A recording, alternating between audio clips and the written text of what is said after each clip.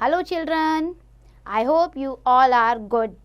So today what we are going to discuss SST chapter number 14, that is natural disaster, and it is very important topic to understand beta.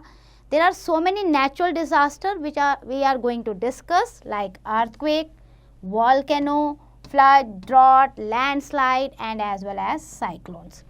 ये सारे natural disaster बेटा हमारी life में बहुत ज़्यादा effect डालते हैं. So we need to discuss and understand these disasters. सबसे पहले तो डिज़ास्टर होते क्या हैं?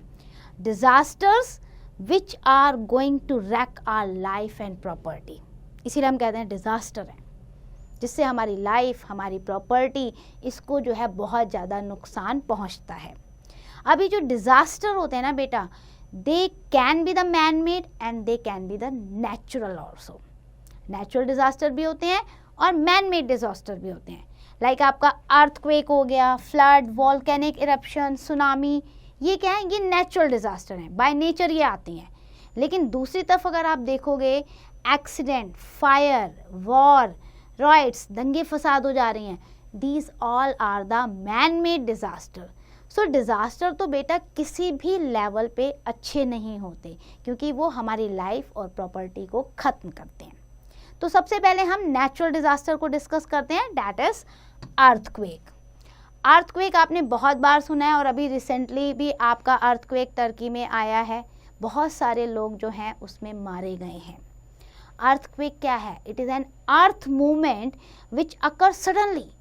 अर्थ ना बेटा छोटी छोटी प्लेट्स से, मतलब प्लेट्स से बनी होती हैं. तो जब ये इन्हें प्लेट्स को हम क्या कहते हैं? Tectonic plates. अब ये जो टेक्टोनिक प्लेट्स होती हैं अर्थ के इंटीरियर में, ये ग्रेजुअली ये मूव करती रहती हैं in relation to each other. Okay, when they rub each other as a great energy. भाई धीरे धीरे मूवमेंट तो चलो कोई बात नहीं, पता नहीं चलता, लेकिन जब एक ग्रेट एनर्जी के साथ ये एक दूसरे को रब करती हैं तो इट रिलीज्ड, क्या वो जो एनर्जी रिलीज होती है ना, which causes the earth to shake violently. This shaking of earth is called earthquake. यानी टेक्टोनिक प्लेट्स की मूवमेंट हुई, ऑल ऑफ सडन हुई और उससे बहुत ज़्यादा एनर्जी निकली, जिससे हमारी अर्थ शेक हो गई, and that is earthquake. The place in the earth interior where the tectonic plates rub. जो प्लेस जहाँ पे रब होती है ना टेक्टोनिक प्लेट्स, उसे हम कहते हैं फोकस. लेट्स से यहाँ पे रब हो गई हैं दो प्लेट्स. ओके, अब इस जो फोकस है इसके ऊपर जो अर्थ सरफेस पे पॉइंट आएगा, क्योंकि ये तो इंटीरियर ऑफ द अर्थ है, अर्थ के अंदर, और इसके ऊपर फोकस के ऊपर जो पॉइंट आएगा ना, जहाँ पे एनर्जी रिलीज होगी, उसे हम कहते हैं एपी सेंटर. यानी कि अर्थक्वेक उस पर्टिकुलर जगह पर आया है, and this is the point which suffers maximum due to the earthquake. The intensity of the earthquake is measured on Richter scale. हम मेजर करते हैं ना, हमें हर चीज़ चाहिए होती है इंस्ट्रूमेंट किसी ना किसी चीज़ को मेजर करने के लिए, तो अर्थक्वेक हम मेजर करते हैं रिक्टर स्केल पे. Richter scale was invented by Charles Richter in 1935. The scale range from 0 to 9. इसके बीच में हम मेजर करते हैं कि जो अर्थक्वेक आ रहा है. The instrument use for recording the intensity of earthquake, that is called seismograph. जिस इंस्ट्रूमेंट को आप यूज करते हो ना कि कितनी तेजी से आया अर्थक्वेक, उस इंस्ट्रूमेंट को हम सिस्मोग्राफ कहते हैं. एंड अर्थक्वेक मेजरिंग 6 और above is highly destructive. 0 to 4 तक मैनेजेबल होता है, थोड़ा कम डिस्ट्रक्शन होती है, लेकिन जैसे जैसे हम 6 और 6 के अबव जाते हैं तो इसका मतलब अब यहाँ पे डिस्ट्रक्शन बहुत ज़्यादा होने वाली है. If an earthquake occurs in a populated region, it may cause extensive damage of life. जहाँ पे बहुत सारे लोग रह रहे हैं वहाँ पे अगर अर्थक्वेक हो रहा है तो बहुत सारे लोग मरेंगे, बहुत ज़्यादा प्रॉपर्टी का लॉस होगा. भुज में आया था ऐसा एक अर्थक्वेक, गुजरात 2001 में, ठीक है. सेम इंडिया पाकिस्तान बॉर्डर था, मतलब 2005 में, वहाँ पे भी ऐसा ही एक हाई अर्थक्वेक आया था. सो अर्थक्वेक से बेटा लॉट्स ऑफ डैमेज होता है लाइफ और प्रॉपर्टी का. An earthquake when occurring below the sea surface. मान लो समुद्र के अंदर अर्थक्वेक आ गया, समुद्र भी तो ज़मीन पे ही है ना बेटा, ज़मीन के ऊपर इतना ज़्यादा पानी, वाटर बॉडीज़ है आपकी, तो जब आपके ओशियन पे या सी सरफेस पे नीचे अर्थक्वेक आता है तो उससे क्या होता है, जो ऊपर पानी है वो शेक होगा बहुत तेजी से, और वो पानी जो है, जो वाटर है, वेव्स जो है वो हाइटेड रेज होती हैं, और जब वो हाइटेड रेज होती हैं बेटा तो उसको हम क्या कहते हैं, tsunami. It means an earthquake occurring below the sea surface can cause the tsunami in which the water waves travel at a great speed and causes havoc in the coastal region. आपको पता है ऐसी ही एक tsunami आई थी 2004 में, जिसमें हमने अपना निकोबार आइलैंड जो है लॉस्ट कर दिया।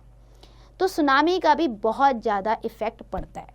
तो earthquake on the surface of the land वो भी डैमेज है, और अगर वो सी सरफेस में आता है तो सुनामी के रूप में भी वो डैमेज करता है। Now how to limit the damage during an earthquake, क्या कर सकते हैं हम। The worst thing about an earthquake is that it is unpredictable. Problem यह है कि हम इसे प्रिडिक्ट नहीं कर सकते ये कब आ रहा है। So we come to know about it by tremor और शेकिंग बिल्डिंग एंड थिंग्स। हाँ, जब आ रहा होता है, हल्की हल्की शेकिंग हो रही होती है बिल्डिंग या चीज़ों की, तो हम थोड़ा सा पता लगा सकते हैं कि हाँ कुछ हो रहा है, अर्थक्वेक आने वाला है। तो उस समय हमें एक प्रिवेंटिव मेजर्स जो हैं वो अडॉप्ट करने चाहिए। 3 golden rules are drop, cover and hold. इसको आपने समझना है। If you are in the building, drop on the ground. Building में हो, ग्राउंड में आओ, never use the lift, stair से आओ। Take cover of piece of furniture, अपने सर को बचाओ बेटा, कुछ ना कुछ अपने सर के ऊपर रखो, such as table, bed, desk, या तो इनके नीचे अंदर चले जाओ अगर आप निकल नहीं पा रहे बिल्डिंग में से तो, ठीक है। अपने हेड को बचाना ज़रूरी होता है। And tightly hold on to something fix so that you are not thrown away.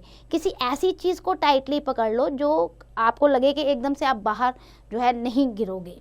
If you are in the open area, अगर आप ओपन एरिया में हो तो आप ये ध्यान रखो किसी भी बिल्डिंग के आसपास या इलेक्ट्रिक पोल के आसपास या टावर के आसपास आप नहीं खड़े होने चाहिए। And at this time never touch any electric wires. इससे इलेक्ट्रिसिटी से तो बहुत दूर रहना है अर्थक्वेक के टाइम पे। अब second natural disaster is volcano. Volcano, as you can see in this diagram, it is a hole on the earth surface. Sometimes the hot lava can flow out from this hole forcefully, and this lava may accompany with the particles of rocks, steam, gases. Sometimes earthquake also occur due to this volcano. मतलब double disaster. तो जो ये hot gases, dust और lava flow होता है ना, इसकी वजह से आसपास, क्योंकि ये बहुत गर्म होता है बहुत ज़्यादा, तो आसपास की जो एरिया है वो डिस्ट्रक्ट हो जाती हैं। Best way to save yourself from the volcano is to run away. Best way यही है, क्योंकि वॉल्केनो में तो हमें दिख रहा है कि भाई वो इरप्ट हो रहा है, उसमें से निकल रहा है, तो हमें वो एरिया छोड़कर चले जाना चाहिए। Now third is flood. Flood आपने कई बार सुना होगा, बाढ़, कि जहाँ पर बहुत ज़्यादा अमाउंट ऑफ वाटर जो है आ जाता है। It can occur due to the heavy rain, या ओवरफ्लो हो गई है रिवर, या टाइडल वेव्स आ गई हैं, डैमेज हो गया है डैम, या लेक के डैम डैमेज हो गए हैं, तो ये फ्लड आता है। Floods are common in different parts of India. Rainy season में तो आप बहुत जगह देखोगे, बेसिकली ब्रह्मपुत्रा में रेनी सीजन में आप देखोगे आसाम में बाढ़ आई रहती है ना। रेनी सीजन में आप सुनते हो आपके नॉर्दर्न इंडिया में बाढ़ आई होती है। तो उसकी वजह से क्या होता है, it result in loss of life. लोगों की तो जान जाती है, प्रॉपर्टी तो ख़त्म होती है, लेकिन जो एग्रीकल्चर यानी कि जो फील्ड में उस समय क्रॉप होती है वो भी ख़त्म हो जाती है। Standing water stagnants and become a source of many water diseases. जो वाटर बॉर्न डिजीजेस होती है ना, पानी ठहरा रहता है, तो वो बीमारियां भी फैलने लगती हैं, लाइक आपका कॉलरा, मलेरिया, डेंगू, ये भी फैलने लग जाता है। So when a flood occur it may take few days for water to flow away. अब भाई पानी तो इतनी जल्दी जाएगा नहीं, वो तो जमा हो गया वहाँ पे। अब इस पीरियड में क्या करना चाहिए, लोगों को हायर प्लेस पे जाना चाहिए अपनी कुछ ज़रूरत की सामान लेके। द एसेंशियल थिंग्स क्या होती हैं उसमें, आपका कुछ फूड, पैक्ड फूड हो गया, आपने वो ले लिया, क्लीन वाटर ले लिया, टॉर्च ले लिया, लॉन्ग स्टिक या बैम्बू ले ली जिसके सहारे आप पानी को क्रॉस कर सको। अ स्टिक और bamboo is very useful as it help to find the safe way. ऐसा तो नहीं कि हम गड्ढे वड्ढे में गिर रहे हैं, तो लकड़ी के सहारे से हम आगे जा सकते हैं। आफ्टर फ्लड जो नेक्स्ट नेचुरल डिजास्टर है दैट इज ड्रॉट, बिल्कुल opposite of the flood. Drought क्या है, ऐसी condition when there is no rain over a long period of time. Acute shortage of water की वजह से जो आपकी ज़मीन है, स्पेशली एग्रीकल्चर ज़मीन या आपके डोमेस्टिक पर्पस के लिए जो वाटर चाहिए वो तो ख़त्म हो जाता है. इवन द ग्राउंड वाटर जो होता है वो भी ड्राइज अप हो जाता है. इससे क्या होता है, ज़मीन में बेटा इस तरीके के क्रैक्स बनने शुरू हो जाते हैं. अब ये क्रैक्स बनने का मतलब कि ग्राउंड वाटर भी ख़त्म हो रहा है, तो फूड भी नहीं ग्रो करेगा और even you are not getting the water for your survival. तो इससे क्या होगा, फूड स्कैरसिटी तो होगी, deficiency diseases and malnutrition also occur. There can be some relief only with the canals and other ground water, but उससे कोई ज़्यादा फ़ायदा होने नहीं वाला. तो सूखा जब पड़ता है तो इसका मतलब लॉन्ग टर्म से जो है वहाँ पे बारिश या पानी नहीं मिला है उस एरिया को. नेक्स्ट आपका आता है लैंडस्लाइड. लैंडस्लाइड आप इस पिक्चर में देख सकते हो बेटा, ठीक है, कैसे लैंड प्रॉपर टुकड़े हो रहे हैं. और स्पेशली ये लैंड जो है ना हिली एरियाज में होता है. इन a large mass of earth और रॉक स्लाइड डाउन, बहुत बड़ा टुकड़ा ज़मीन का जो है वो अलग हो जाता है, स्लाइड डाउन होकर नीचे आ जाता है. It causes damage to the life and property and all that comes its way to destroy, like road हो गए, विलेज हो गए. अब एक बड़ा ज़मीन का टुकड़ा आके गिर गया तो रास्ता वो भी ख़राब हो जाता है. तो लैंडस्लाइड से भी मुश्किलें बढ़ जाती हैं. फिर आपका आता है cyclone. Hard winds blow in a cyclone. आप ये देख रहे हो किस तरीके से ये ब्लो कर रही हैं, पिक्चर में आपको गिवन है. These winds generally blow in a circular और oval form. It may destroy building and trees, sometime it can fly away objects. कई बार आपने न्यूज़ में देखा होगा कि तूफान आ गया तो घर की छतें तक उड़ रही हैं, कार, बाइसिकल, ये सारे के सारे इधर से उधर जो है जाने लग जाते हैं साइक्लोन की वजह से. तो साइक्लोन से बचने का भी क्या तरीका है, ड्रॉप, कवर एंड होल्ड. आप वहाँ से निकलने की कोशिश करें.